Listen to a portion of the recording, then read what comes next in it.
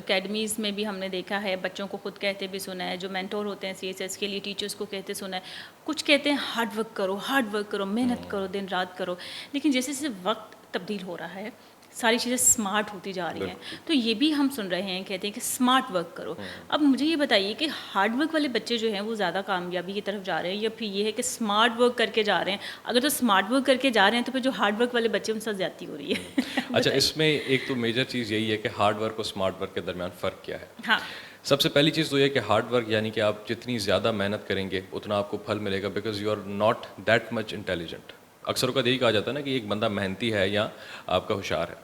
अब ये जो पैमाना है ये कैसे जो है वो नापा जाता है, ये देख के कि जी आपकी जो एक सिटिंग कैपेसिटी है पढ़ाई करने के लिए वो कितनी देर तक आप लोग कर सकते हैं। This is hard work. आप जितना ज़्यादा जो है वो मेहनत लगा के लगन के साथ किताबें काम लेके करेंगे, बैठे रहेंगे आप, हार्ड वर्क दिस है। Is hard work. Smart work क्या है कि जो थोड़े से इंटेलिजेंट लोग होते हैं वो कहते हैं कि यार मुझसे ज़्यादा देर बैठा नहीं जाता। हाँ, मैंने क्या करना है कि पॉइंट्स निकालने हैं, समरीज निकालनी है, नोट्स जो है वो बोरो करने हैं, और उससे जो है वो फर्दर मैंने अपना सारी टाइमलाइन बना ली है।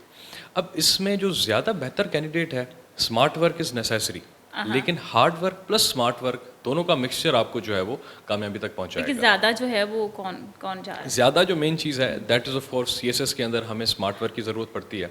उसकी वजह ये है कि मैंने थोड़ी देर पहले जिस तरह आपको बताया कि हमारे पास होता है पास पेपर्स। अब पास पेपर्स की ज़रूरत आपको क्यों पड़ती है? क्योंकि देखिए ये कोई सादा बीए का इम्तिहान नहीं है। बीए के इम्तिहान के अंदर आपको पता है कि जी एक सेट ऑफ बुक है, एक सेट ऑफ कोर्स है, आपने वो पढ़ा, पेपर जाके दिया, आप पास हो जाएंगे।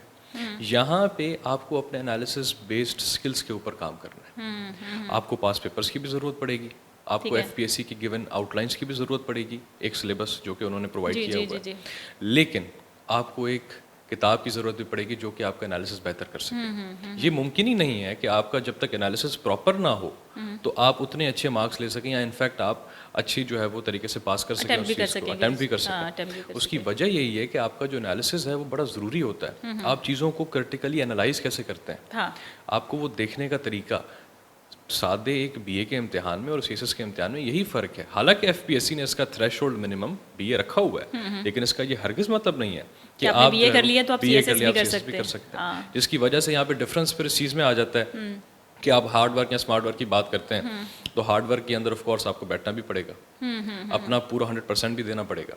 लेकिन स्मार्ट वर्क में क्या चीज़ आ जाती है कि आजकल जैसे इवॉल्विंग सोशल जो है वो आपका आईटी का दौर है, आप जो है वो एआई को इस्तेमाल कर एआई का सकते दौर है। हैं। हाँ, हमारे आप उसे कह सकते हैं कि जी आप पेड वर्जन ले लीजिए जो कि आपको ऑथेंटिक सोर्स प्रोवाइड करेगा।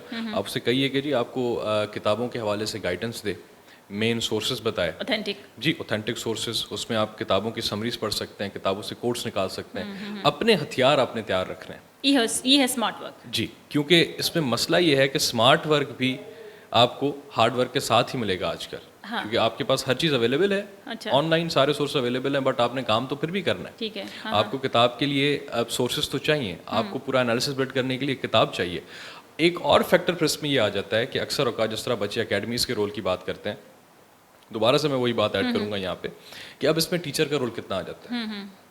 अब तो एक बच्चा कहता है कि जी मुझसे उतनी जो है वो मेहनत नहीं होती, लेकिन मैं स्मार्ट वर्क कर लूँगा, बट मुझे अब करना है सीएसएस। तो आप टीचर ही उसके पास जाएं जिसने कोई 5-6 किताबें ऑलरेडी पढ़ी हुई हों।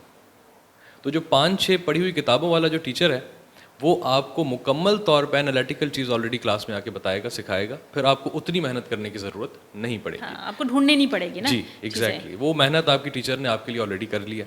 मेंटोरशिप का मतलब ये होता जी, है मेंटोर exactly. जो होते हैं उनके पास जाएं और वो कर। बिल्कुल यही बात है। तो ये एक फ़र्क होता है मेजरली स्मार्ट वर्क और हार्ड वर्क में, जो कि मैं समझता हूँ कि दोनों को अगर आप मिला के लेके चलेंगे तो आपका काम बआसानी हो ये जाएगा। तो सर वो वाली बात हो गई ना कि पूरा साल एक बच्चा पढ़ता रहता है, एट द एंड जब इम्तिहान आता है तो पास हो जाता है।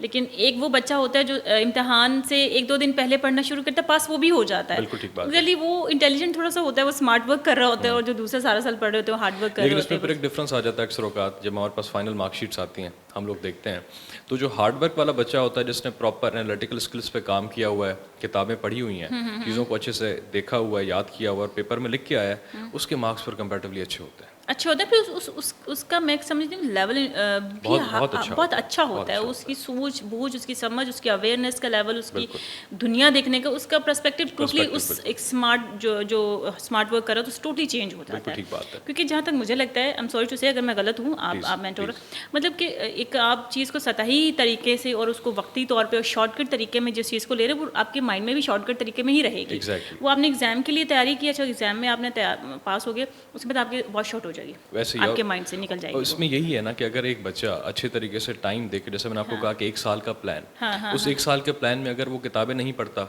चीज़ों को अच्छे तरीके से एनालाइज करने के लिए काम नहीं करता, तो फिर ऑफ कोर्स उसका जो डेप्थ ऑफ नॉलेज है वो नहीं वो बढ़ेगी। नहीं बढ़ेगा। इसमें मैं एक लाइन ऐड करूंगा कि हमारे यहाँ जो सीएसएस की एक कल्चर है वो आजकल बड़ा स्टीरियोटिपिकल बन चुका है। हाउएवर ये कल्चर को समझने के लिए आपको डेप्थ ऑफ नॉलेज, डेप्थ पे coupled with variety of knowledge, variety of ये दोनों चीज़ें आपकी जब होंगी तब आपका एक होलिस्टिक एनालिसिस जो है वो एग्जामिनर के सामने जाएगा और फिर हो ही नहीं सकता कि वो आपके पेपर को रिजेक्ट करे।